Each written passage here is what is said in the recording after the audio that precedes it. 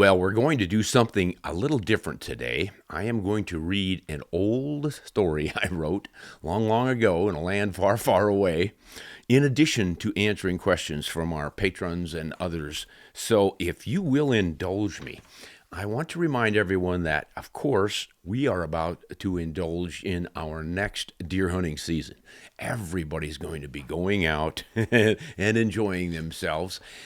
And whether you use a 30-06 or a 270 or a 243 or a, heaven forbid, 6.5 Creedmore or a 375 H&H, whether you use a scope or open sights, whether you wear insulated boots or none, I don't care. There's one thing every one of us will have to face in the woods, and that is what this little article is about: the deer hunter and his essentials.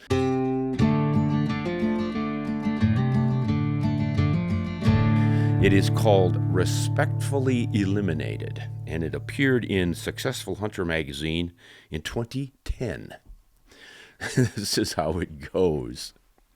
Gore-Tex clothing may keep us dry.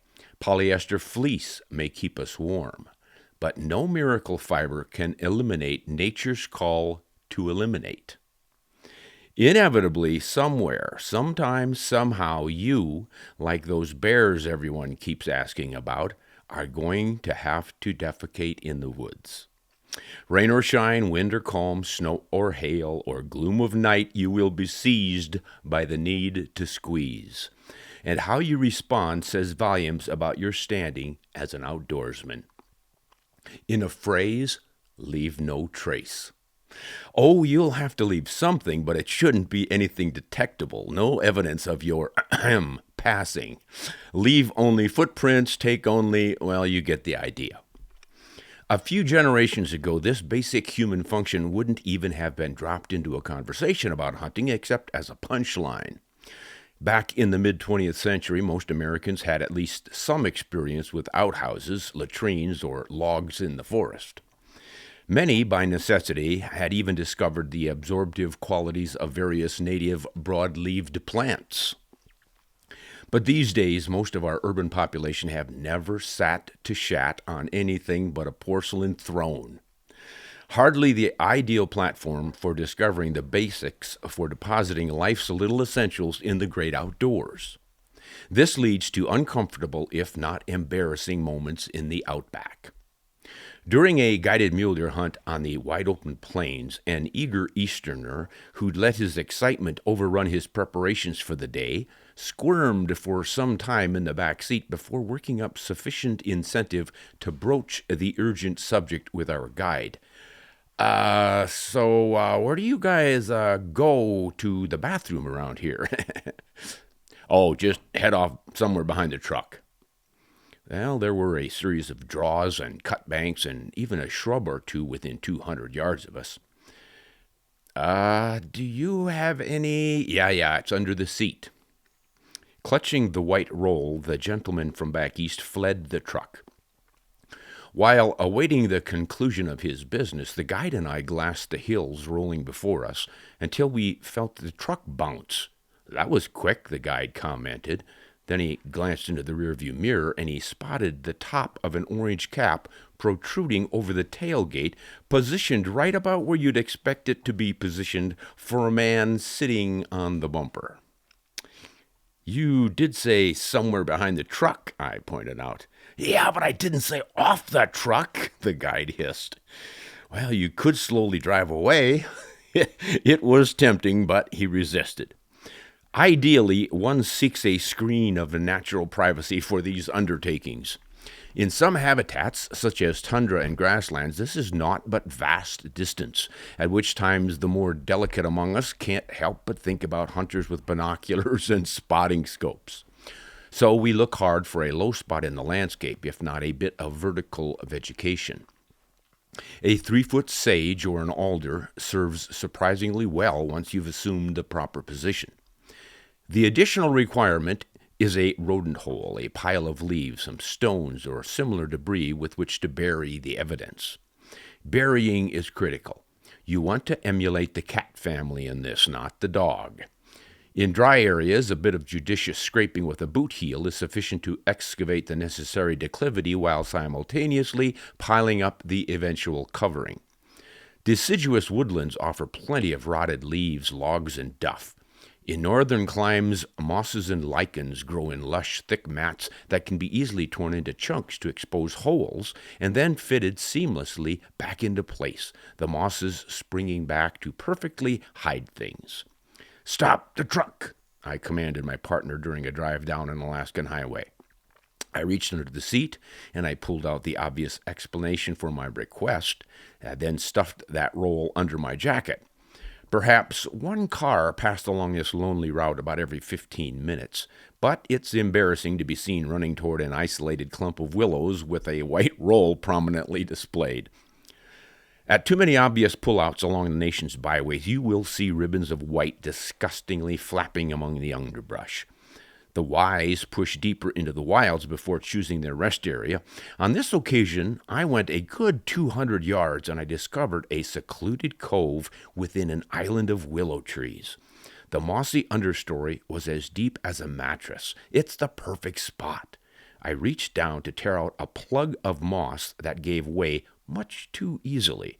There was no tension, no ripping sound of breaking rootlets, but I had exposed a glaring pile of white paper.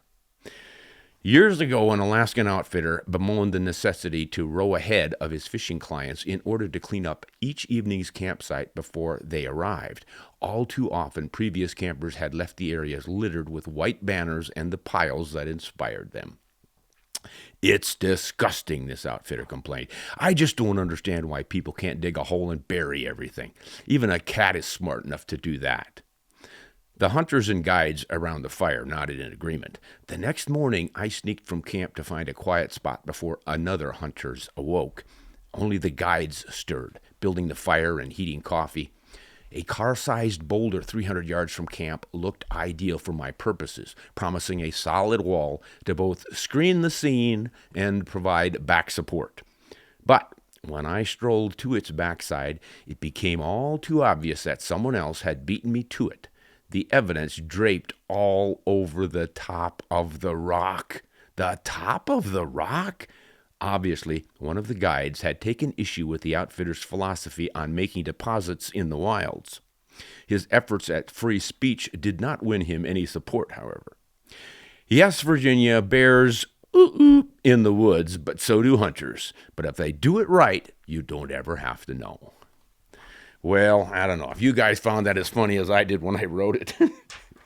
But those are the issues we face. Regardless what you take to the woods for deer hunting, don't forget the toilet paper.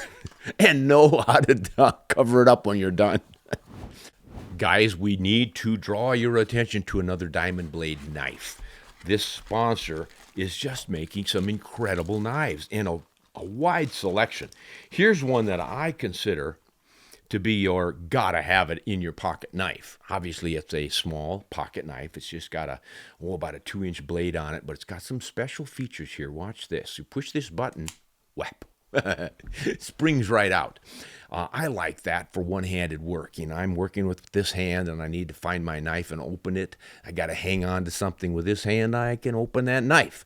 And now some guys will say, but what if it pops open in your pocket? They've got a lock on it, so that won't happen. So I am pushing this little button and that releases it to lock. And if I push that button again, it springs out. But if I push the button and close it and then slide this little button right there, it's locked. So I can push all I want and it does not open inadvertently. Got a little clip on it so I can keep it locked into my pocket rather than just flopping around in the bottom. This thing only weighs 2.2 ounces. Some kind of a micarta handle or something on it. And it's a orange color that kind of stands out, so I'm not going to lose it. I don't know. It's just my idea of a great pocket knife. The blade is diamond blade. This is that particular type of steel that is friction forged at incredible pressures and temperatures that makes for the sharpest, longest lasting knife edge in the business. It's been tested many, many times and proven that diamond blade steel holds its edge 10 times longer than the next best steel out there. you might want to check out Diamond Blade Knives. All right, let's get back to our usual questions and complaints probably. And this one is from Peter. Ron, thanks for sharing your knowledge and being sincere and kind in answering all these questions. There are so many different levels of expertise from people asking questions, and you managed to do so with grace. Congratulations. I have a lifelong interest in firearms, so I'm happy to share anything I've learned with new shooters, and with my old crony friends, it provides hours of campfire conversations. Often the answers to firearms-related questions is, it depends, kind of like life. Here's a general open to all questions for your show. When I was raising my family in the budget consciousness and being a practical person, I decided I did not want to have a cabinet filled with stuff. So as I upgraded or changed rifles, I tended to remove something, either selling it or trading it, from that cabinet when I brought a new rifle or shotgun in.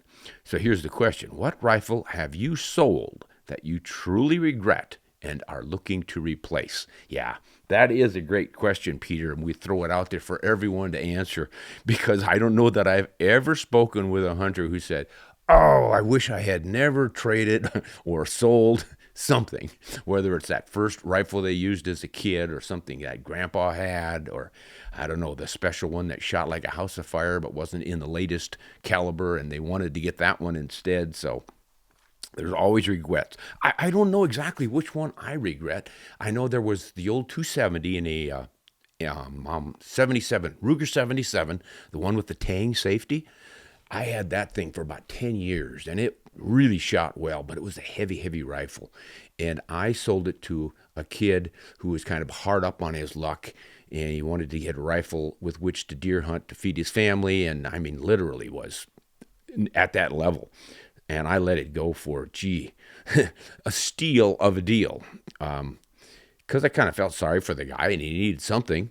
And heck, I had other rifles, and I found that one would be too heavy anyway, so what the heck. But man, now that it's not around anymore, and I remember how well it shot, and it's kind of a classic, they don't make it anymore, so sort of wish I'd hung on to that one. I'm sure there are others out there, but I go through so many. What have you guys regretted? Send those in. I think we can have some fun with this one. All right, let's hear from someone called Cash Gravel. The slug expands as it accelerates, and it does, in fact, contact the barrel with the ribs.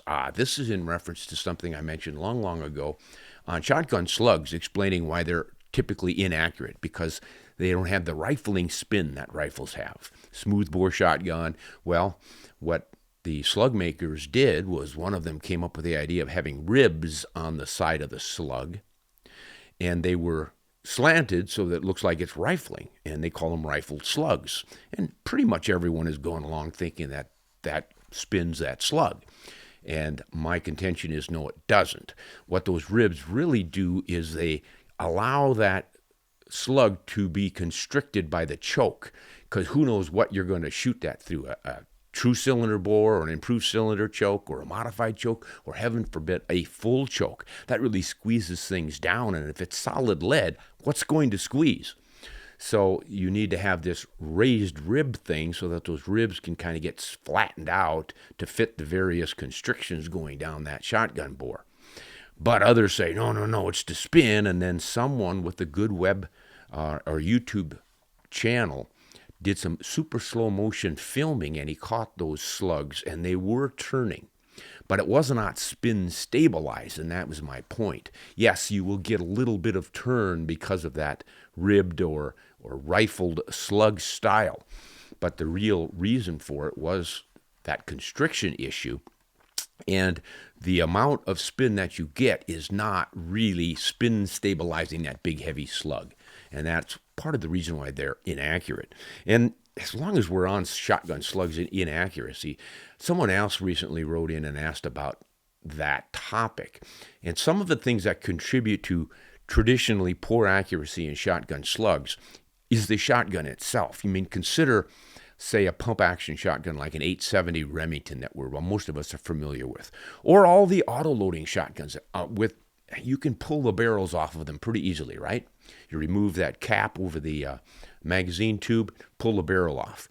So it's not even really a press-fitted barrel. It's pretty loose. When you think of precision rifles and how tightly they're screwed together, precision depends on perfect alignment of the cartridge, the bullet, the bore, the action, the bolt, the firing pin.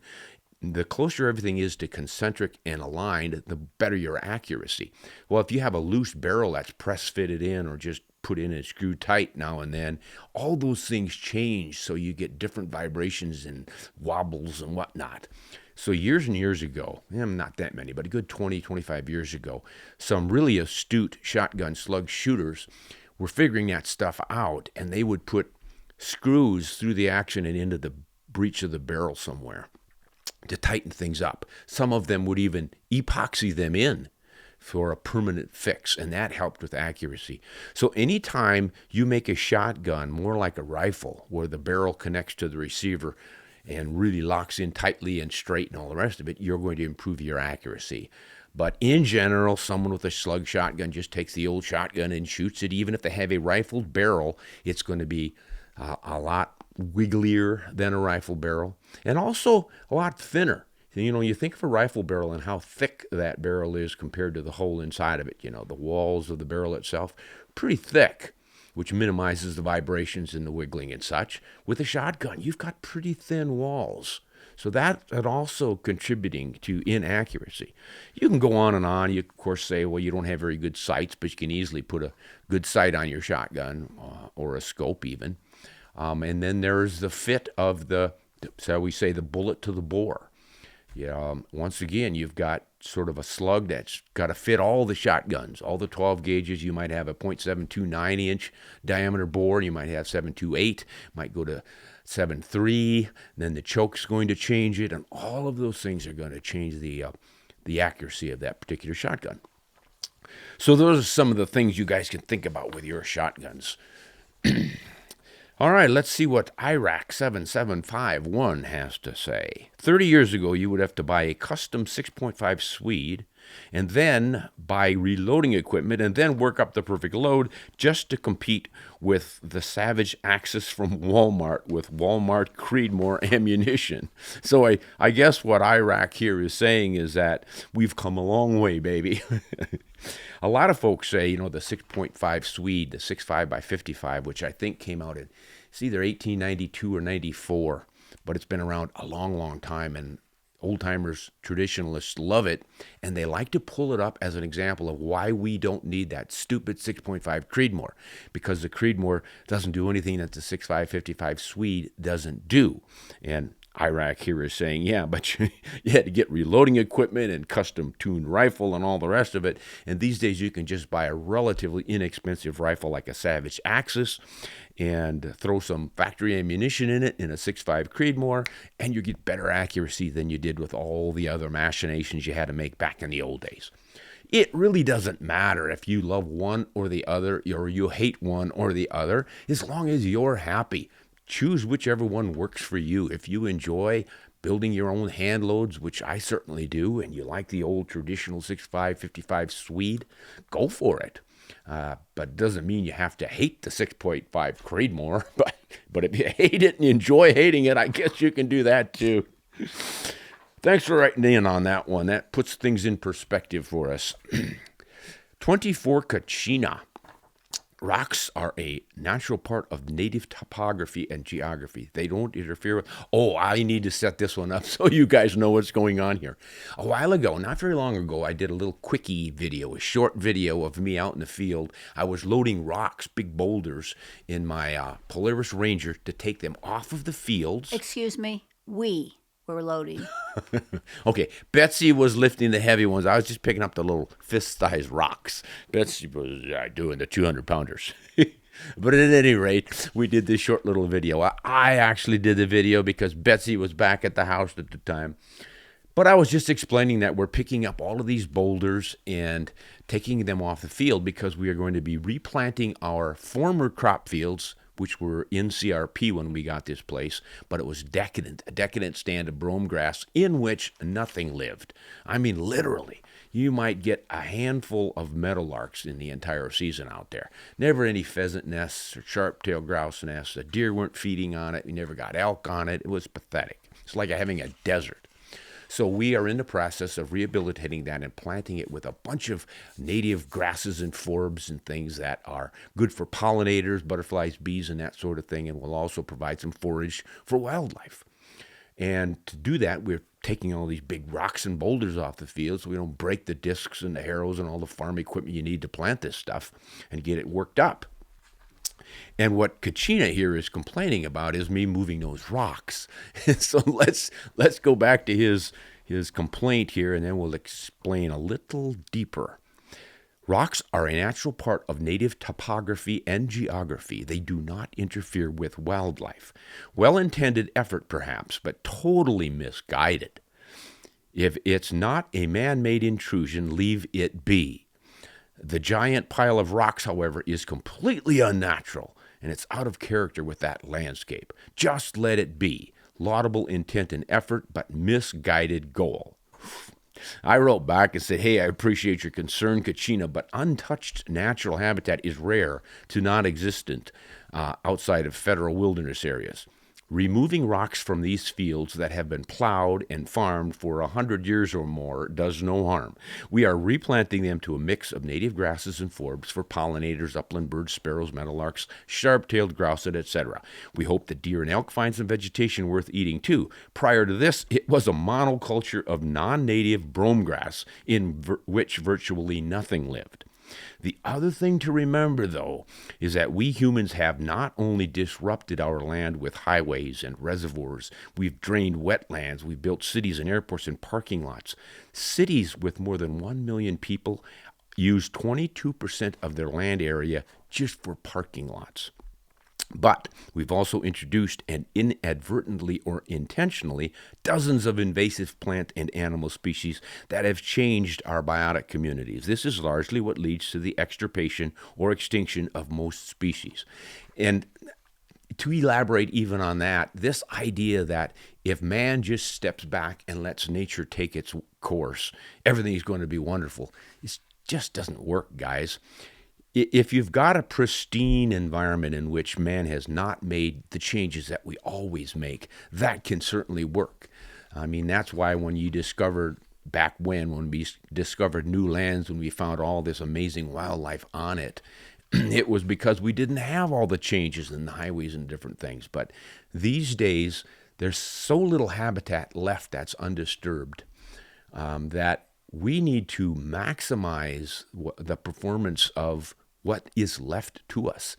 Yeah, it's great to have some wilderness areas the way we do in much of the Rocky Mountain West and certainly in Alaska. But on lands where we have farmed and run cattle and all the other things that we do, the land that is left needs to be managed for maximum production for wildlife to make up for what we've lost by putting in all those parking lots and all the rest of it. So, and Kachina, I can say the same thing about you as far as laudable intent. Yeah, I get it. Your intent is that wouldn't it be great if we would quit messing around and screwing things up? But you've got to remember that a lot of what we do as hunter conservationists is not screwing it up. It's fixing it. Ducks Unlimited has done a wonderful job of that over the years.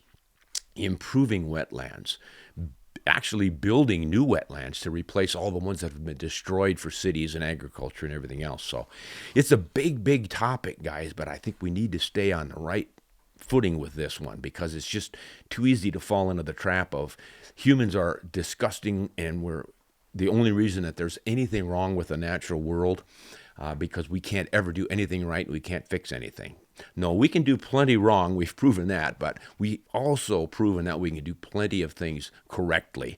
And conservation organizations like Rocky Mountain Elk Foundation and Ducks Unlimited and Pheasants Forever and all the rest of them, including all of our state fish and game agencies and such, funded by hunter dollars and supported by hunter political interests and all the rest of it, does a wonderful job of helping wildlife. So we've got to keep up with that. Whew, sermon's over. Oh, I'm not done. Uh-oh, sermon's going to have a backup.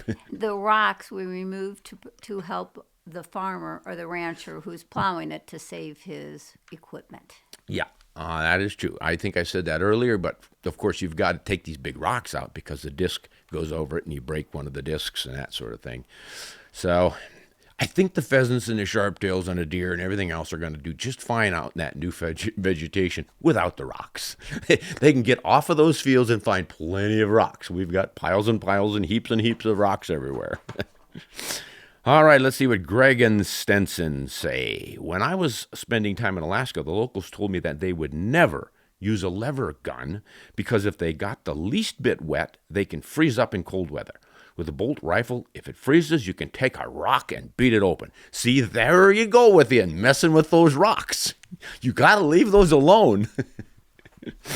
I hear you here, Greg. That is a common statement or complaint. You hear it fairly often. See it, though, seldom. It's not often that you see a rifle frozen up, but it can happen. And yes, it is true. It is easier to manhandle with a rock, if necessary, a bolt-action rifle to break it loose if it's frozen up. But I haven't heard too many people complaining that their lever action got frozen up and they were not able to function with the darn thing. But you're right. There's a lot more camming action with a bolt hand than there is the lever in a lever action. But hey, choose your poison there, guys. Most people in Alaska seem to prefer that lever action 4570 for their bear protection. But the bolt actions for hunting sheep and goats and moose and all the other things is way more prevalent up there just because of the accuracy and the additional reach and everything. Okay, Armadillo says, get that ugly red dot off that lever gun. Nothing traditional about that. That is in response to a short I did on a lever action Pedersoli 4570 for bear protection up in Alaska. And this Alaska fella had it with a red dot sight on it so that he could very quickly get that red dot on any bear that was charging him. That was his choice. And this gentleman is saying, get that ugly thing off there. It's not traditional. My response to that is, well, this isn't about tradition. This is about saving your hide from a charging grizzly bear. I don't care how goofy it looks. If it works for you, that's why you're using it. But I get it. If this were strictly an aesthetic for a hunting rifle and you wanted to be a lever action hunter, yeah, you probably should stick with open sights. I even prefer to see open sights on a traditional lever action than a scope. Although I have to admit, I'm going to be a lot worse shot if I'm using open sights than a scope. So I will use scopes on lever action rifles. Otherwise, I'm limited to about, probably a 50-yard shot. I just don't have the eyes to handle those open sights anymore. All right. Thanks for bringing that one up. Red Pitbull. Red Pitbull says, 5 rounds is not a lot, Ron. I think that bore guides are primarily to keep solvents. Oh, he's covering two things at once here. I think bore guides are primarily to keep solvents out of the magazine and trigger group. Just my 2 cents. Now that you're right on the bore guides. I forgot to mention that. I did a pretty extensive video on how to clean your rifle. A proper way to clean your rifle, not the. So many people say, this is the way you have to clean a rifle. Every other way is just horrible, but that's not true. There are a lot of different options. What I emphasized in that cleaning video was the way that it's worked well for me, and I've learned this not just through trial and error, but by asking lots of gun makers and gunsmiths and barrel makers and stuff what they recommend. And it's surprisingly all over the map, even from gunsmiths and barrel manufacturers. Some say never use a bronze brush or never use a strong solvent and all sorts of things. Whatever works for you guys. But I have never seen barrels worn out by using a proper rod and a bronze brush. And you think about a bronze or brass cleaning brush scraping the rifling in your barrel, you think, oh my gosh, you're going to wear it out. Well, wait a minute. You're pushing a bullet that's essentially brass. It's a copper-clad bullet. You're pushing that thing down that bore at 3,000 feet per second with 65,000 psi's of pressure behind it. Holy mackerel, what's that silly little brush going to do compared to that? So this guy is thinking that the bore guides that I didn't mention, the chamber bore guide that you put in seals the chamber from the solvents you put in the bore while you're cleaning it. And that's something I forgot to mention. I said that, bore guides like that, chamber guides, are nice, but they're not essential because you're not going to damage your rifling by pushing your rod through without this chamber guide in there. But it does keep the solvents out, so that's a good point. Now, the 5 rounds that he mentioned is in reference to that same video we mentioned earlier on the lever action rifle. I said it's pretty effective for bear protection because it has a lot of ammunition in it, 5 rounds. And a lot of people thought 5 rounds isn't a lot. Well, when a bear jumps out of out of the bushes 10 yards away or probably 10 feet away, you're probably not going to get more than 1 or 2 shots off anyway. So 5 rounds is a lot in that situation. Bears are incredibly fast, and most of these attacks happen suddenly at close range. So having a firearm or a defensive tool that is quick is probably more important than firepower as far as volume. Now, back to that gun cleaning video, somebody else is asking about it. Chase asks, I love the bronze brushes will destroy your gun, guys. Like, that's somehow worse than a plated bullet screaming through it at 60,000 PSI. Yeah, exactly what I was saying, Chase. Got to keep these things in perspective, folks. All right, MG. We must vote to bring forth strong legislation to put a stop to the killing of our bears because there aren't very many left. Well, I am glad you brought that up, MG, because this is a common misperception foisted on us by the anti-hunting crowd. You see it with lots of species, elephants in Africa, and even coyotes. I've seen it coughed up that we should stop shooting coyotes because they're an endangered species. Where do people come up with this stuff? I don't know. At any rate, bears. I've done a lot of research on the populations of bears in North America. Black bears exist in all the traditional range. They are either stable, their populations are stable, or increasing across that range.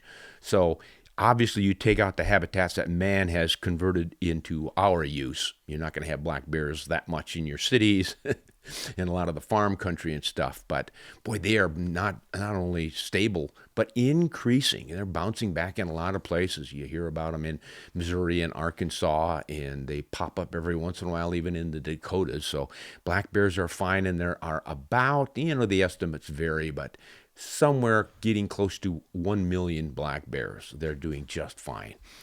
And grizzly bears, and lump those with brown bears, and there are about 60,000 of them across Canada and Alaska. In the lower 48, there's probably 2,000 or so in the Wyoming, Idaho, a little bit in Washington State, Montana, most of them. And they're expanding too. You get reports of these bears appearing way out on the plains, sometimes as far east, I think I've heard, as Miles City, Montana. So getting a lot more incidents of hunters and berry pickers, and even a woman riding her bicycle and camped out for the night in a small town got killed by a grizzly bear in Montana.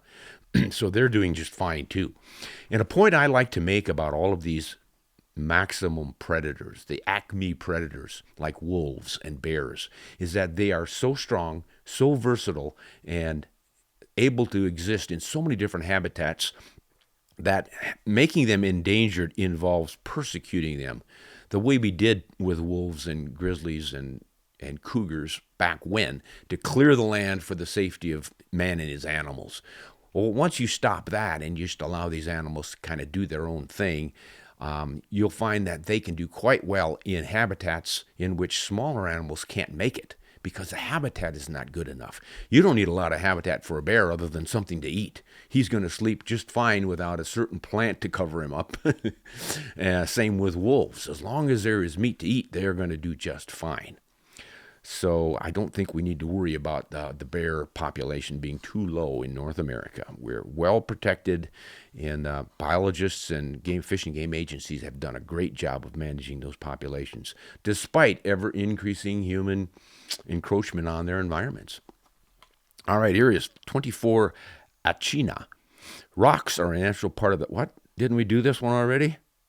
Yep, we did this one already. Sorry, we're not going to give you a double booking here. Scott, that used to be true, man. No doubt. But now with new calibers and long range, taking animals is huge. So, yeah, you do need a giant scope. You're wrong, bro. I think Scott is referring to something I must have said about you do not need a giant scope for hunting. He's taking exception with that because we have new calibers. We don't. We have the same calibers we've always had. Caliber is your diameter of your bore, your bullet. 17, 22, 24, 25, 26, 27, 28, 30. We skipped 29. So the calibers are the same. He means cartridges. But he says long range is why we need these giant scopes. And I am wrong. But no, Scott, I can appreciate what you're saying. And this is what's driving it, by the way. I mean, if you want to sell a scope these days, make it huge and people will buy it because they're into long-range precision shooting.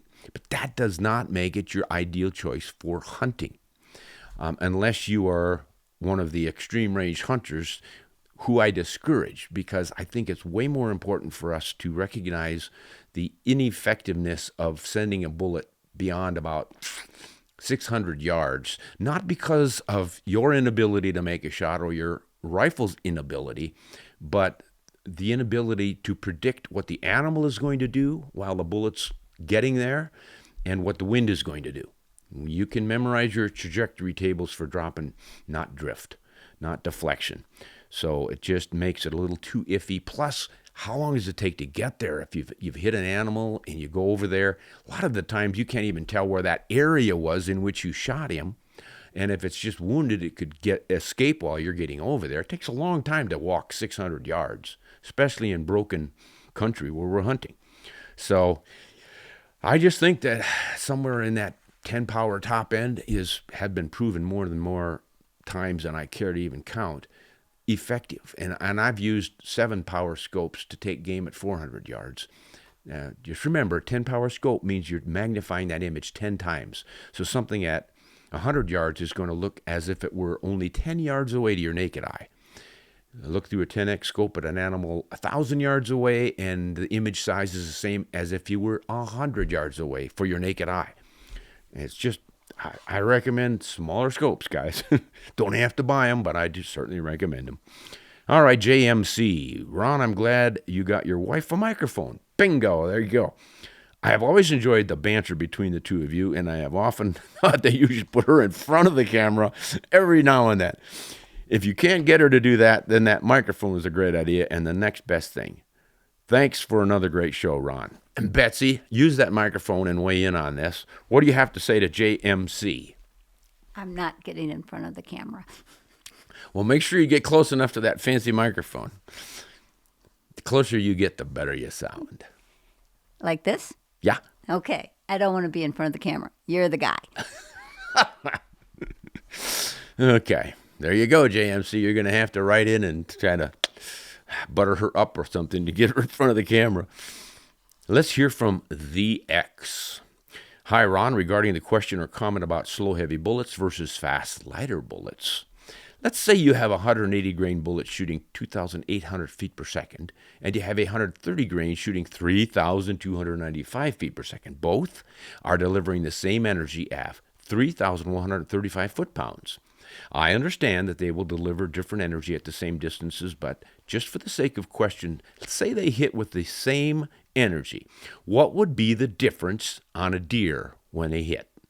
I'm guessing different material types, for example, solid copper versus jacketed lead, would have a different effect.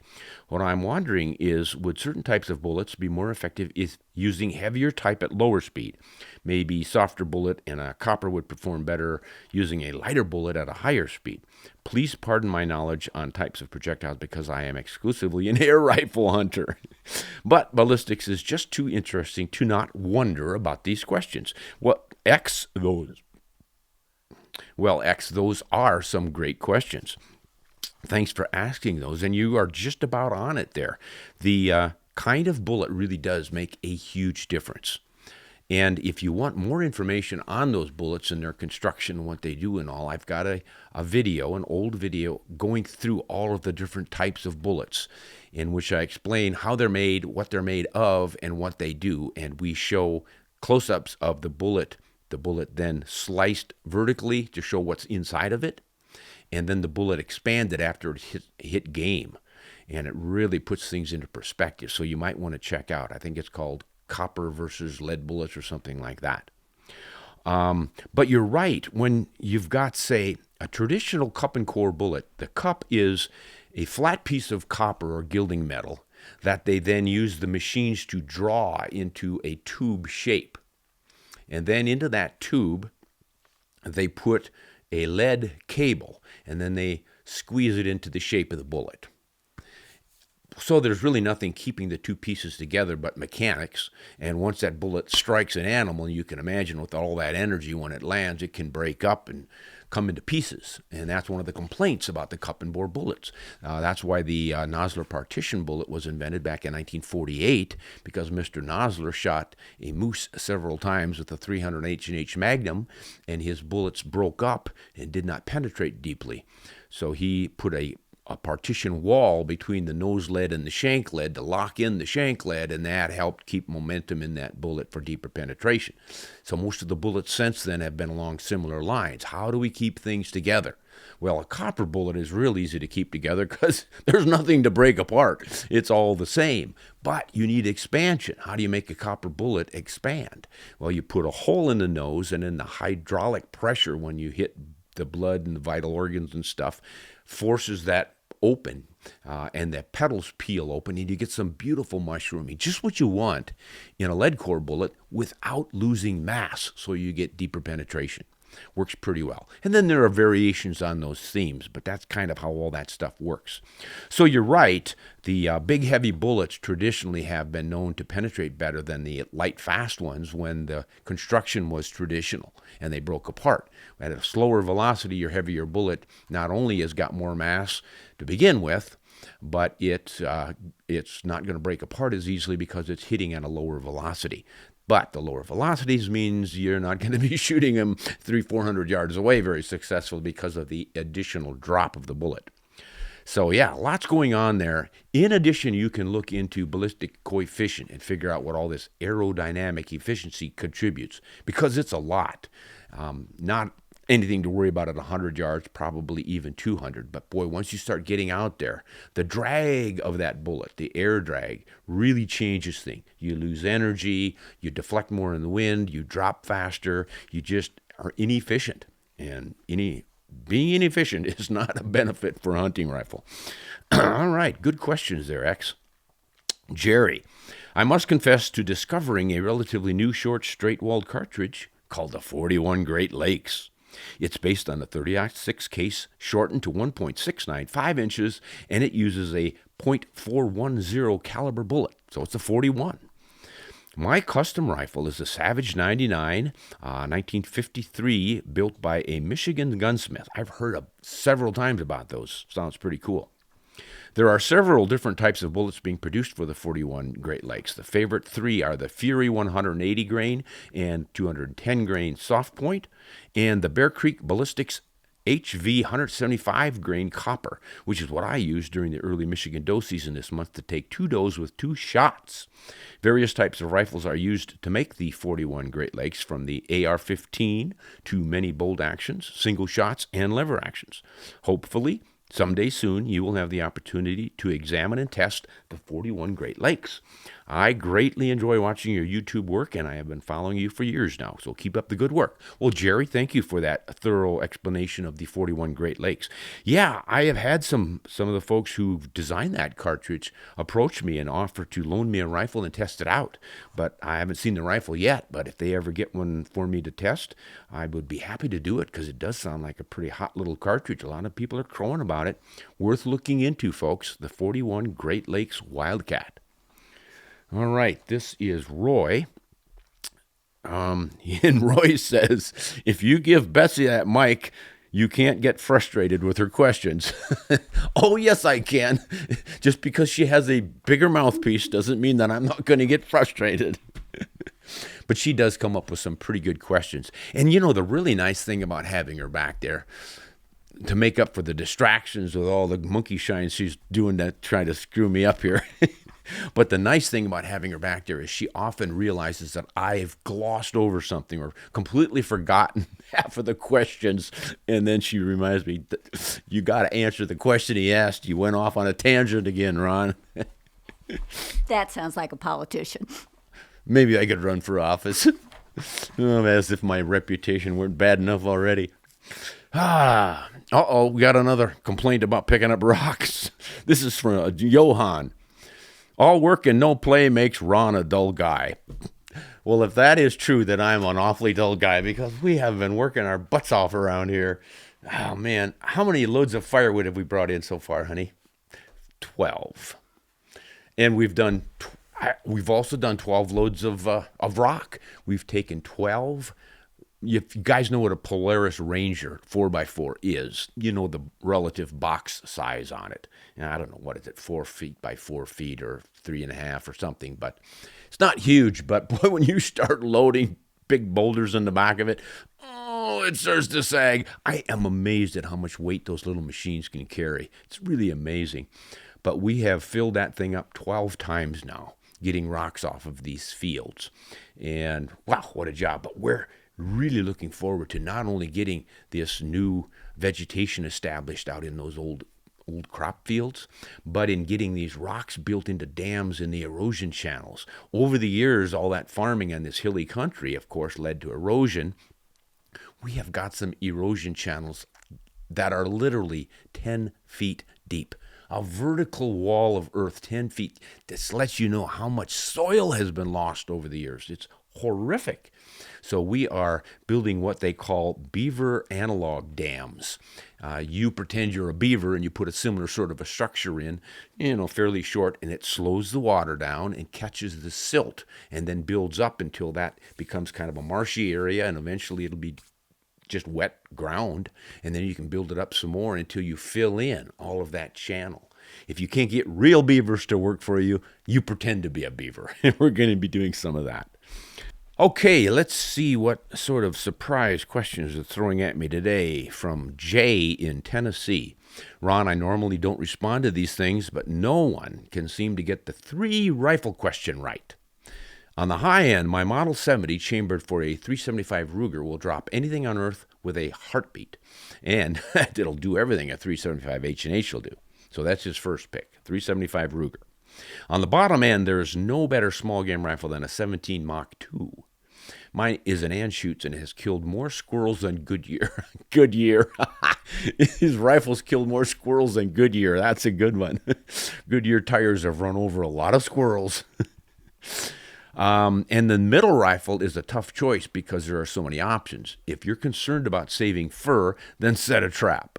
As much as I love my Barrett Fieldcraft in 7mm 08 Remington, I'm going to have to opt for something with a little more reach and oomph like my custom Mauser in 280 Ackley Improved. Case closed. Well, there you go. Jay has made up his mind on the 3 essential rifle battery. So I can't argue with a lot of that, except that Mach 217 is pretty impressive. What they did, you don't see much of it anymore. I think it's going to go obsolete, but they took a 22 long rifle and they necked it down to 17. So it shoots those tiny little 25 grain 17 bullets really fast. I think about, gosh, how fast are those things going? I bet you they're going 2,200 feet per second. Maybe a little slower than that. At any rate, it shoots a lot flatter than a 22. And it's so fast that you hit the head of a squirrel, you got the squirrel. And there's a lot more left to eat than you get when you hit them with a Goodyear tire. But the ammunition is expensive. It's hard to find. I still have a rifle chambered for it and a pretty good supply of ammo. And it is really a fun little thing to shoot. But I have noticed when I'm shooting squirrels that if you don't make a perfect headshot, you get a little bit farther back, you can blow up some of the meat in the front shoulders and stuff. So it is a little bit explosive. So I don't think it's ideal, but I understand somebody could easily fall in love with that little thing. All right, let's see what Trent from Central Wyoming has to say. Hey, Ron, I'm a big fan of your channel and your podcast. In podcast episode 379, you mentioned an older guy who wanted to get into hunting but was apprehensive. As a Wyoming resident and avid hunter, I'd like to see if I can be of assistance to him. Did he perhaps detail what part of the state he lives in? I'm in Casper myself, and I hunt mostly locally, but I have found great opportunity doing so. If he is in my area, I'd be glad to help him along his journey. I've guided a handful of first-timers, though I'm relatively new to the pursuit myself. So, if anything, perhaps I can offer words of encouragement at least. Let me know if he is interested in a local helping hand. Thank you. Well, Trent, I really appreciate that. Not long ago on another podcast, someone else offered that service, and by that time we had kind of pulled in the reins and said, we can't go sharing names and stuff publicly like this. We might get into trouble with who knows what goes on these days. So we are not giving away the names of these individuals, but we really appreciate that sort of sentiment and that offer. Best we can say is that wherever you are, if you hear about or discover someone who is interested in getting into hunting and shooting, take them under your wing and help them along the way Trent has done here with several folks.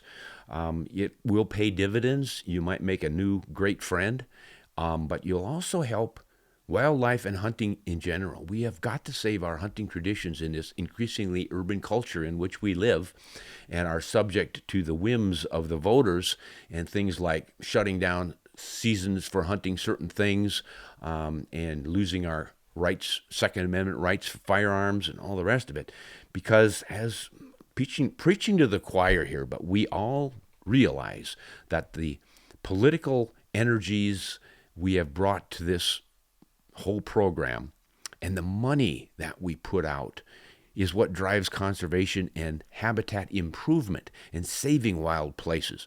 You get a lot of urban folks who don't care much more about wildlife other than we think it's important to leave it alone and then go on with our urban lives.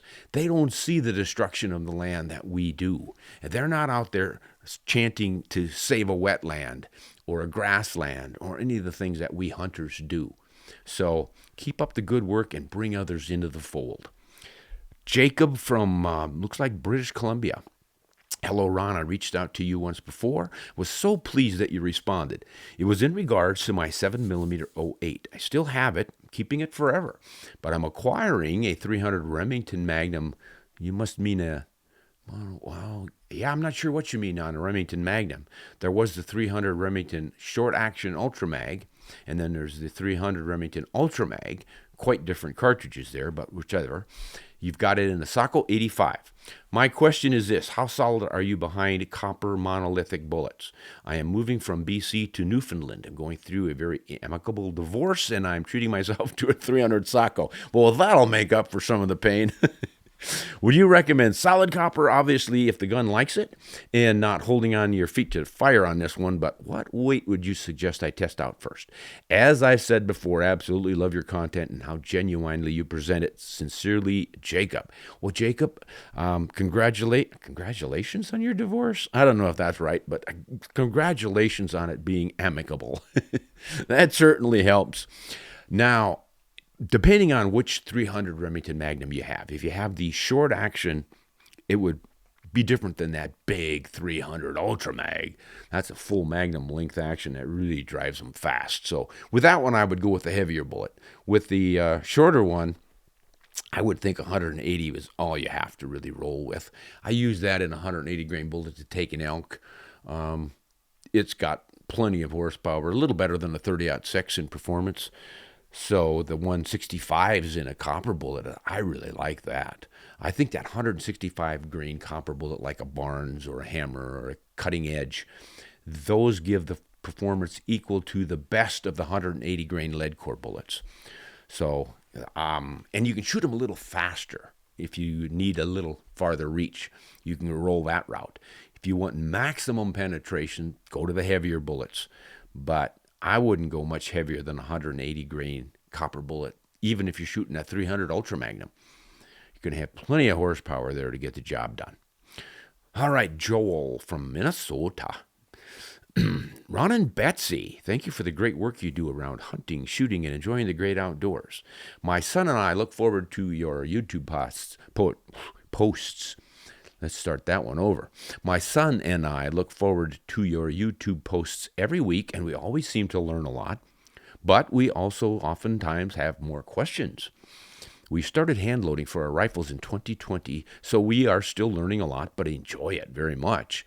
Based on the things we have read, we've heard, and experienced, our reloading manuals are conservative, and we'll oftentimes find better accuracy from our hand loads if we test the top of the powder charge max, as well as the maximum cartridge bullet overall length, in effort to position our bullet in the most ideal position for our rifling. Obviously, all of these variables have to be managed with safety first, so I'm constantly checking the fired cases for pressure signs, but I really don't know what I'm looking for. I would appreciate it if you were to talk more about hand loading and share with us what slight versus significant pressure signs look like. I love your new 757 rifle, by the way, and I can't wait to watch the video when you have found your load that drives tacks with that rifle. Actually, I think that one's coming up here pretty soon. I have a 1981 Remington 700 Classic chambered in 757. Well, I like shooting that one and reloading for it, so watching your progress with your new 757 is a real treat. Thanks again for sharing your knowledge and experience with us. It's always worth a watch. Well, thank you, Joel, for watching and asking these great questions. This is a tough one to describe on a podcast. What do you look for in your cartridge cases to indicate excessive pressure? Now, I think one thing we need to understand about chamber pressures is they are, yes, conservative, because you've got to think the ammunition manufacturer is making a load that's supposed to fit X number of rifles, anybody's rifles. Now, they all have SAMI standards. This is an organization that says, look, guys, we are going to standardize these things so that nobody gets blown up here. So the rifle chambers all have to be within these dimensions to fit this particular cartridge, which has to be within these dimensions. So you've got tolerances, very tiny tolerances, but sufficient so that you can do that stuff. What a hand loader does is he custom tailors for his particular rifle and chamber, so his ammunition can perfectly match his rifle, and that increases usually his accuracy. I do think it's probably not a wise idea to chase maximum velocity. They said this to me when I started loading, and of course I didn't listen, like so many. I didn't blow anything up, but a lot of people have over the years. They just think, well, this is working just fine. I'm going to keep cranking it up. And the next thing they know, they cranked up to needing a new barrel, and sometimes new fingers. So there's not a huge advantage to going another 50 or 100 feet per second faster. Back in the day, we thought there was because we did not have rangefinders, and we didn't know how far that deer was. And if we thought he was 300 yards away, held accordingly, and he proved to be 330, we would probably shoot under him. So having enough horsepower to get that extra 30 yards might benefit us. Well, now you slap that laser rangefinder on him, you know exactly the distance, and you know your drops. You can hold a little bit higher and put it right in there. And the velocity with which that bullet strikes is going to be more than enough to do the job. So don't worry about having another 100 foot-pounds of energy on the animal. It's not going to make any difference. The right bullet in the right place, you're going to be fine. So now you still need to know whether or not you're seeing a case that has signs of too much pressure. Here are some of the old standards. They're not perfect, but this is what we work with. First, the shot itself. Did it feel like there was crazy extra recoil in it? Not a very objective way to do it, but some people pay attention to that. The next one is your bolt lift. If you're using a bolt action, you lift that bolt up and you feel a certain tension because you are extracting the case, breaking it free from the chamber walls, and you're also cocking. So there's always going to be that cocking pressure when you lift. But if there's extra hard lift to it, it suggests that there was so much pressure that it shoved those cartridge brass walls against the chamber really tightly. So there's your first hint. And then when you pull it out, is there a primer in the back of it? If the primer has fallen out, you've got one of two problems. Way too much pressure, or your brass has been worked too much and it's too soft and you don't have a good fit anymore for the primer. You got to chuck it. But if you've got black soot around it, that suggests you're getting pressures high enough to drive it around the rim of that junction between the primer and the case. So that's something to look out for. Next is the cartridge itself. You're looking at the base of it, and if it's really a hot load, it's going to soften and flow a bit.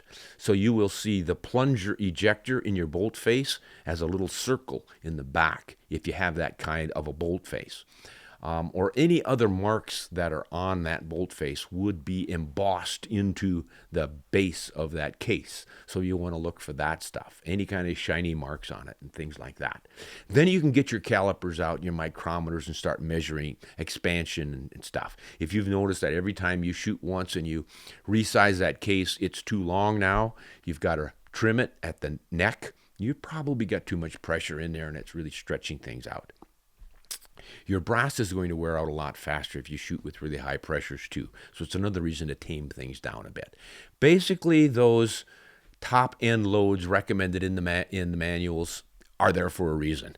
It's to protect you and your rifle and everybody around you and keep you rolling and getting lots of reloads out of your cases. Overall, I think you're going to find out throughout your lifetime that if you do that, you're going to find that your rifle is just as effective as if you'd pushed the envelope. So I don't recommend it. All right, I hope that worked for you, Joel. Now, Damanja from Australia says, Ron, I love watching your videos. Just wanted some advice regarding the sighting in of my .270 Winchester for an ibex and Siberian roe deer hunt this October. I sighted my .270 3.5 inches high at 100 meters. My thought process, at 3.5 high, I should be good from the muzzle out to 320 meters, aiming at the center of the vitals without having to hold over an animal. I looked at an MPBR, that's maximum point blank range, calculator, and with my numbers, 1.77 inch sight-in height at 100 yards, 130 grain bullet doing 2,980 feet per second on a 9-inch target at 3.5 inches high, it gets me to 348 yards, roughly 320 meters without having to hold over. Okay, you are on the right track here, Namaju, but I don't know exactly if this is precise for you and your cartridge and bullet without consulting my own calculator, but that's the right way to do it. I would suggest you're a little bit high, 3.5 at 100. What that does, it gives you the opportunity to shoot over your target simply because it's not that you misjudge the range, but you kind of misjudge the center of your target. I ran into this problem years and years ago when I was shooting mostly 3 inches high at 100. That gave me a pretty good maximum point blank range on an 8-inch diameter target. But what I'd sometimes see would be a deer that was partially covered with some grass. And I would look from the grass to the top of his back and assume that was my aiming area, my vital zone. And I would split the difference and hold for the middle, which ended up being the top third of the deer's chest, not the center, because he was partly obscured. And the other problem is just your wiggling when you're shooting. You're in a field position and you shoot just a little bit high. Well, you're already high with your trajectory, and then you add a little bit more to it, just increases the odds of shooting over. So I've become more conservative here in my old age, and I generally go with a 6-inch diameter target, and then I try not to get any higher than that. So I'm usually zeroing 2.5 inches high at 100 yards. That usually does the trick and keeps me at a maximum point blank range of roughly 300 yards. So you might want to consider that. But as long as you know what's going on here and be aware that you might be shooting a little bit high, I would recommend some serious practice out there in field conditions out to 350 meters and just see how well it works for you and see if you have that tendency to shoot a little bit high. But good thinking and good use of those calculators. All right. This is a Joel from Minnesota. We just had a Joel from Minnesota. Yeah, same guy it looks like. At any rate, this time he says, "Hi, Ron and Betsy. I'm a patron of RSO." Well, thanks, Joel. Glad to have you. All of our patrons, we really appreciate it, guys. You are just a great bunch. I have asked 2 questions now over the last several months, but I never hear anything back. Do you get my questions, or do they get caught up in a firewall or something? Not a huge deal, just curious, because Ron always talks about how good he is about getting back to people. Thank you for your feedback. Well, Joel, I would say we just answered one of yours, but I don't remember seeing anything else. What have you got, Bets? there's a difference between RSO TV and Patreon. You might want to explain that. He was asking the question on RSO TV. Okay, yeah. Ask it on the Patreon app, Joel. Those are the ones that I see and answer right away. I had a couple of them today. I usually get 2 or 3 or 4 of them every day, and I answer those first. And the RSO TV questions, I really don't see those unless the team finds them. That's where we get a lot of this team stuff that pops up here. I also look at some of the comments on our YouTube channel and the podcast channel, but obviously I can't begin to keep up with all of those. But I try to get as many done as I can. But yeah, more than happy to talk to you, Joel. Just go to that Patreon app and ask a question there. By the way, our Patreon membership starts at $5 a month, and you can throw as much money at me as you want. I really don't care. Actually, I would care. But the idea is you just show your support for what we do here and help us, obviously. But if you want to really help out, you can pay more than $5 a month. And we do have categories in which you get certain benefits, like you automatically get RSO TV at a certain level. And at some level, Betsy sends you out a cup or a photograph or something. So check it out. I don't even remember what the categories are anymore, guys, and we may be modifying those. I just try to do the best I can for our patrons, and I think most of them join just because they like what we do, and it's sort of like passing the plate in church, put in a little collection. No, Betsy says it doesn't. They get value. They get value. That's what Betsy wants to drive home. And they get to ask me questions. I think that's probably the biggest value, because if they're up against something and they wonder, how can I fix this issue I'm having? Which rifle should I use on my upcoming hunt? It's a big deal. I'm there to help them out as best I can. So we really appreciate all of our patrons. All right, now this is our last one for the day. Justin from Oklahoma, where the wind comes sweeping over the plain and the waving wheat, it sure smells sweet. And the wind comes right behind the rain. I know, I've been there, seen it. Hey, and you're welcome for me not singing. I know you appreciated that. I ordered a Jarrett 284 at SCI 2 years ago. They called. It's ready. Since then, I purchased a 300 Win Mag, and I won a 6.5 PRC rifle in a raffle. Woo! You are rolling, buddy. I'm going to Alaska in November for mountain goat. Brrr. What do you think? I think you should wear a lot of clothes. No, actually, mountain goat country in Alaska in November is not as cold as you might guess, because most of it is fairly far south in that wet area along the coast. It's not that frigid interior temperature up at Fairbanks. So what do you think? Should I get the 284 Jarrett or use the 6.5 PRC or the Nosler 21 300 Win Mag? And the answer is yes. I mean, all three of those are going to be great for mountain goat. I would make my decision based on which rifle felt the best to me. Was one I wanted to carry around, but the ballistics and the performance and the energies and all the rest of it are more than enough for mountain goats. You're going to have a blast. I don't know. I kind of lean toward that 284 Jarrett. I've taken most of my mountain goats with 284s, as I recall. 284. There was one with the 708 Remington, one with the 284 Winchester, and I think one with a 280 AI, and one, the oddball, was a 300 WSM. I'd have to double check, but they all work great. Mountain goats are tough animals, though, I'll tell you that, especially an old Billy. They get pretty chunky, and they can take a big wallop. They're a real sedate animal. They're not highly excitable like whitetails and stuff. And they have learned over their lifetimes to cling to those cliffs, so they just have a lot of body control or something. It just seems like you have to really hit them well in the right place, but get a chest shot on them. All of mine have gone belly up with a good chest shot, so go for that. If you can, try to anchor them. If they're on a cliff where they might fall off or something, it's always advised to anchor them. In other words, break them down so they can't go stumbling over that cliff and then break up, because they can fall a long ways in some of that cliffy country. I would generally choose my shots to not shoot at one that was standing on a cliff face where it would fall.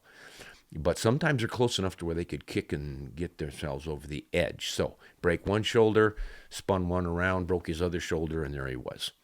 The rest of them, we're in good positions. So good luck up there, Justin. You're going to enjoy that. It's stunning country. Mountain goat hunting is really something different and special, but don't take chances.